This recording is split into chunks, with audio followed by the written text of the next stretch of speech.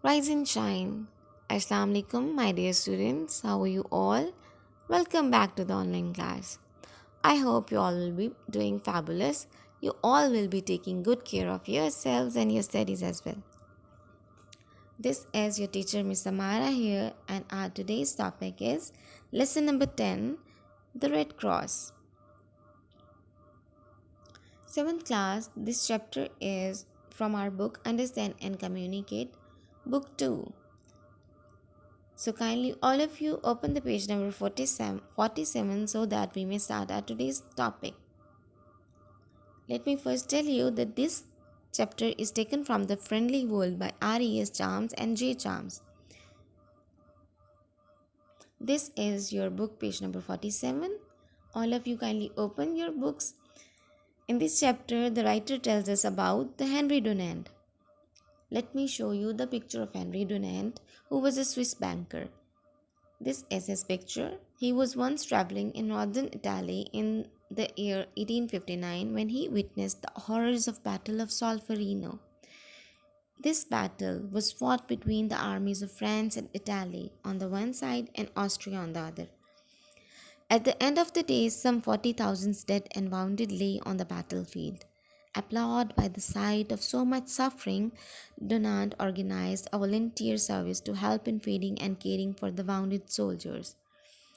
Men and women and even boys and girls worked side by side, nursing friends and foes alike. In 1862, when he was 34 years of age, Dunant published a book called A Memory of Solferino.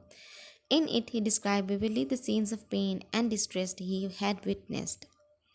He suggested that a relief society should be formed to give help to all those wounded in the wars. This society would consist of trained volunteers who would always be ready to travel to the scene of any war that might break out. Dunant's book was a great success. It was read by many rulers and statesmen in Europe. As a result, a conference was held at Geneva and representatives from 17 states were present. It was decided to go ahead and form an international relief organization. In 1864, a treaty, the Convention of Geneva, was signed and the Red Cross came into being.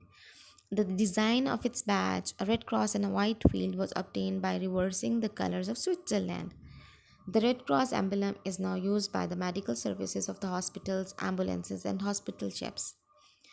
All countries have agreed that whatever bears the Red Cross must never be attacked.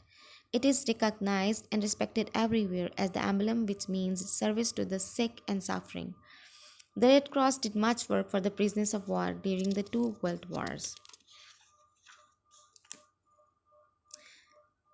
In peace too, the Red Cross is quick to send help wherever there is human suffering. The members of the Red Cross are always among the first on the scene and are always equipped to bring help and relief. Uh,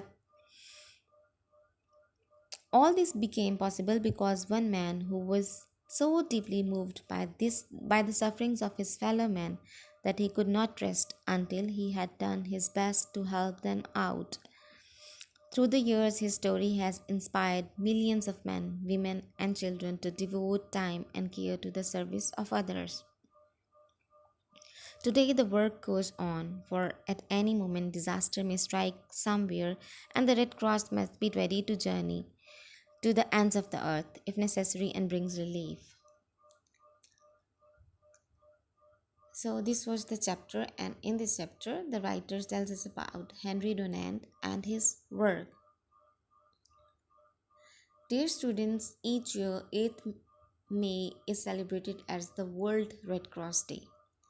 So this is our chapter, and what you have to do, you have to read the chapter twice so that you may better understand it.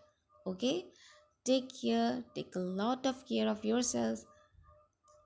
Allah Hafiz.